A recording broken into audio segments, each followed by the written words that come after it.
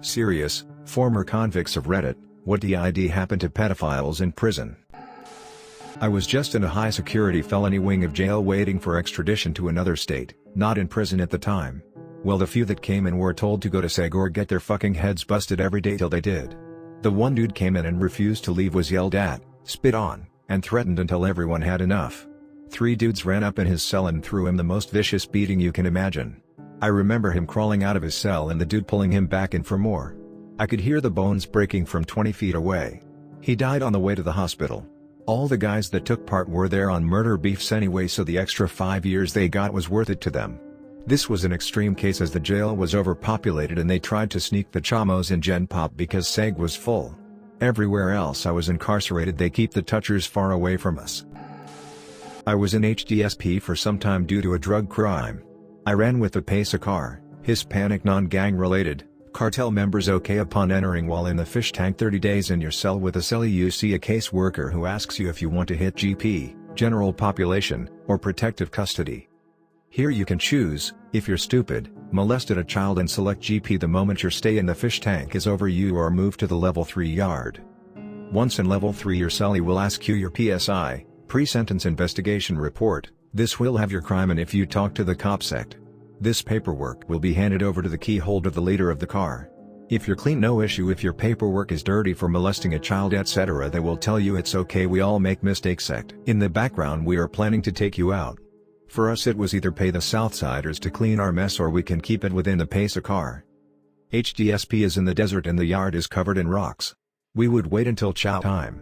Dinner during winter, breakfast during summer. When we had cover of darkness walking to the chow hall we would have pre-planted a special rock. Nearing said rock the line would lose its form and the selected person picks up said rock and slams it against the person's head as hard as possible. Normally person would drop, bleed and we continue as nothing happened, throwing away a used rock. If a person would not drop back, 1 and 2 would either start beating up the person. Really depends on how bad they fucked up. If it was a true fuck up a shank would be used. In 2 years only saw this happen 2 times, none by the Paisos but by the Southsiders. I was in jail last year for drug charges. They put a convicted groper into our unit because the regular sexual charge unit was full or some shit. Anyways, I paid someone 2 soups to grope him. We were all watching TV when I hear my nig call my name behind me. He was standing right behind the groper, and reached around him and squeezed the shit out of his fat tits. This dude jumped out of his seat and everyone laughed. Best soups I ever spent. Edit, grammar and missed words. Spent 10 months in the Texas prison system for manslaughter. FYI, first offense and it was an accident, which is why it was a short sentence. They were typically berated and yelled at pretty badly. Most of them that stuck around the Gen Pop dorms were honest and just pervs. She was 16, he was 22. That kind of shit. We had one guy, raped both his daughters from 4 on up. Finally his then 14 years/0 hid her cell phone and recorded it happening to her younger sister. Spoiler, this is graphic. One night I woke up to pee and my neighbor, bed at my feet, we were in rows, pulled me back down. Told me not to go to the bathroom. Am new to this and don't know any better and brushed it off. Anyways 3 guys had the Chester pinned down raping him. At this point all I really saw was blood or shit and then his face. It looked like a sock wrapped around a broomstick shoved sideways in his mouth to keep him quiet. The scary part was the sound. There were 56 men in the storm. There wasn't enough sound to wake up hardly anyone. All this lasted maybe 1 second and I went back to bed. I didn't sleep that night or the next at all. That man spent the rest of the time I had there with his head down or swinging wildly at anyone who even looked at him wrong. The worst part is most everyone acted like it was normal and I didn't do a damn thing about it. I went with the flow. I lived in the same large, gymnasium-sized, room for 5 months with him and could never look at him knowing I didn't. Hell, prison is hell. People act like it's what they deserve. If our government's elects spent 1 week in a prison we would see reform so fast. I only made it because I was smart. A few well-respected people basically said this guy's not coming back, don't fuck with him, and I would build a tattoo gun or radio, steal from work. Guards never looked twice at me. I still got stabbed, got beaten and had to hurt a few people. For anyone wondering, I crashed going 14 miles per hour over the limit, 74 in a 60, my best friend didn't have a seatbelt on and flew out when we flipped. I doubt I'll ever be normal and can hardly live with myself some days. I admitted to the EMT to drinking 4 hours prior to the crash. I thought my legs were broken and wanted to be honest before I got pumped full of meds, and even though I knew I was okay to drive and the blood work came back negative, a cop had me saying it on video and I got charged with manslaughter. Apparently screaming sorry at the top of my lungs at my dead friend's body looked bad too, according to my lawyer, and made me look guilty. I signed a plea. They check into PC or they get the business. Most Chesters I encountered in jails and prisons were older, white guys. There were a few there for sexual relations with girls who were 15 when they were 18, and they are generally left alone as it is a situation many people might find themselves in as an 18-year-old kid. Older dudes do not get that leeway though. They are beaten, extorted, robbed, raped themselves, or killed by the alpha inmates. They really didn't like to kill the guys at the camp I was on as they are, like I said, older white guys. They typically have money on their books and go to commissary every week. They are an endless source of hygiene products and snacks. I've seen a line of inmates outside of a Chester's cell door with a list of items they each want him to order. For his sake, he better hope he's got the money on his books to satisfy all their wants. If he doesn't, it never ended well for him. At a county jail I was in Northern Virginia 1997, they would bring food carts up to each block with the appropriate number of trays/drinks for each inmate to receive one meal. It wasn't exclusive to Chester's, but if you saw a guy grab 2 trays back to back through the food slot, you knew someone either A, wasn't going to eat because of their crime, or B, they were put on a diet because whoever grabbed 2 trays thought that person was a bitch. Normally though, they would announce to the rest of the block whose tray they were taking to alleviate any potential confusion in case one of their boys was the guy going without. Funny part is, most people didn't even eat the food. They waited until everyone had access to their boxes. We were locked out of our cells in the day room every morning at 7:30, and made burritos, ramen, chips, meat, cheese etc. for dinner. COs know what's going on. They don't really seem to care though. I guess overall they get it the worst. A lot of guys are there to do their time and go home, or do their time as drama-free as possible. All bets are off though when it comes to Chester's. I kind of felt bad for them tbh. What makes him so much worse than me? Sure, I didn't molest kids, but what makes their crimes of murder, armed robbery and rape any less life-changing or traumatic for their victims? I did see a Chester beat the absolute dog shit out of 2 guys in his cell one night though. That was pretty rad. Dude was like 26, girl lied and said she was 19, 15, and he got some time. He ended up throwing one of them off the tier onto a table in the day room. I never root for sex offenders per se, but that was fucking awesome. Federal prison. Edit, guys, please slow down with the hateful PMs. My accounts may be anecdotal at best. This is from one specific maximum security federal prison. There are so many different types of jails and prisons with varying levels of security and huge variables in population type. Obviously what I experienced doesn't mean that every single other jail and prison is like this. When you first get there, your counselor will ask you if there's any reason that you can't walk the yard or be in general population. This is usually where you make the decision to do your time in the SHU all alone, or take your chances out with everyone else. You do need to have a good reason though: child molester, gang issues, there's a hit on you from the last place you stayed, you're a snitch etc. When you get settled in, the shot caller from your race will approach you. You're told something like this: you have 1 week to get us your paperwork so we can make sure you're not a chamo or have no Rule 35s. If you don't provide this in a week, we'll kill you. Here's a toothbrush, some snacks, some soap, let me know if you need anything. Chamo equals child molester. Rule 35 equals reduced sentence for snitching on someone. So, you show them your paperwork, and if you're clean you're good to go. If you don't show paperwork, or you're not clean, you will be killed within the next week. For some reason, new guys do not take this seriously. They either don't produce their paperwork, or they actually produce it knowing that there's less than desirable stuff on there. What happens to them? Stabbed 27 times all in a matter of seconds. Face/head stomped on so hard until it just cracks open and gunk leaks out. Mouth/jaw shattered with a pool stick or pool ball. 2 guys killed in about 60 seconds by a tiny Mexican holding just a bocce ball. Native Americans pretend like it's all good. 10 of them go into the sweat lodge for religious reasons, only 9 come out. 10th guy had a clean gash in his head from a shovel. Cellmate hung the guy with a bed sheet to make it look like suicide. Why do these guys take chances with trying to be in general population? Because the SHU sucks.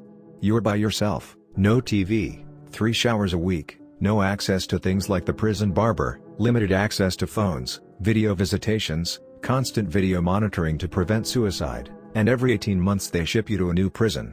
If you're looking at 40 years for child rape, that can be a long time to live in those conditions. Sometimes guys will stay in general population knowing that they will get killed simply because they don't want to be there but can't commit suicide in the SHU. I work in a medium security state prison, and the short answer is nothing. Most COs are not allowed access to inmate records, and the ones who are don't usually spread it for fear of doing the paperwork involved with a stabbing. In our facility, inmates who act properly get a room to themselves, and this is by far the biggest deterrent to any misbehaving.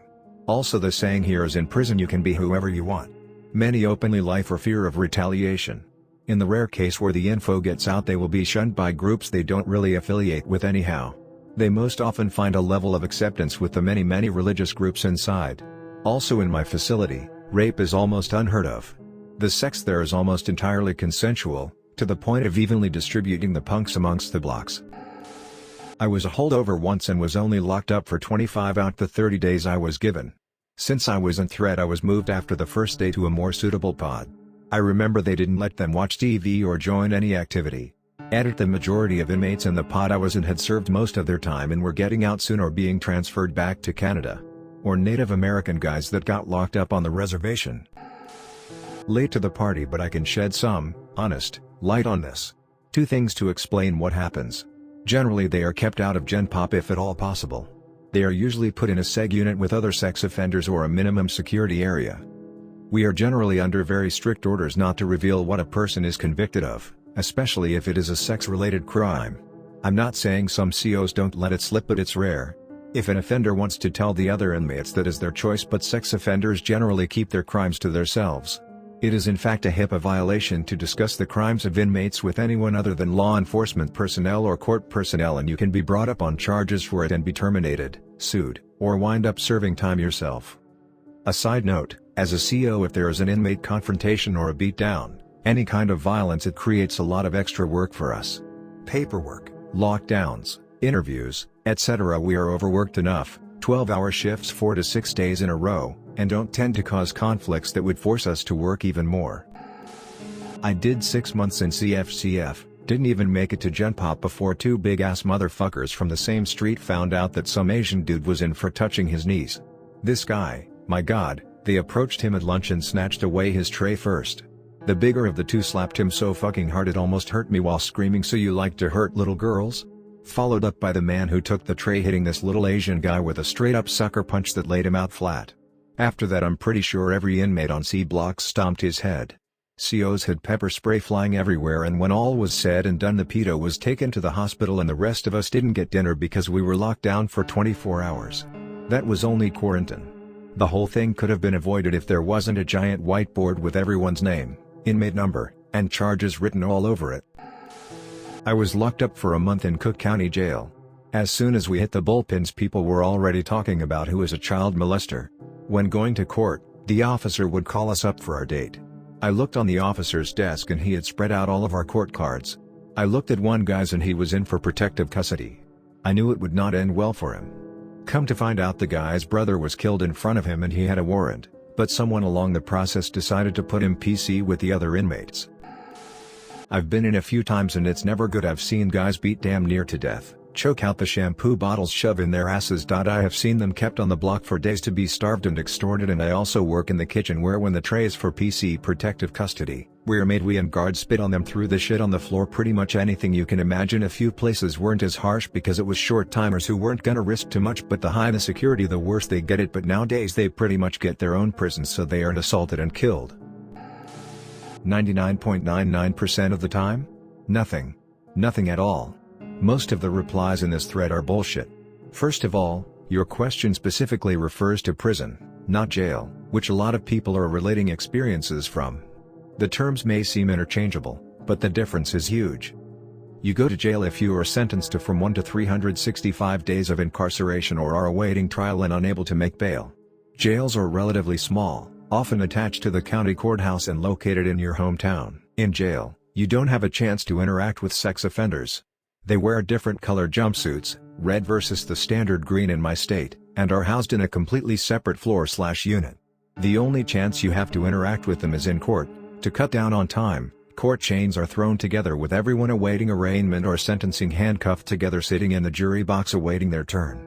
But again, here nothing happens for two reasons. 1, you are in court and would absolutely garner yourself an aggravated assault charge, not to mention a thorough police beatdown, before you are able to do any real damage. And 2, just because someone's in a red suit doesn't necessarily mean they're a sex offender. Medical segregation, history of extreme violence, and borderline mental health risks can also be reasons for a red suit. So unless you've seen the guy on the news, there's a good chance he didn't rape/molest. I did some time at an FMC, Federal Medical Center, for one count of possession of CP. There was a very large population of people there with similar charges. There was a program there called SOMP, Secretary Offender Management Program. There were molesters, people who may have been caught on to catch a predator, tempted into thinking they were meeting an underage girl, and people like me who got caught with child porn.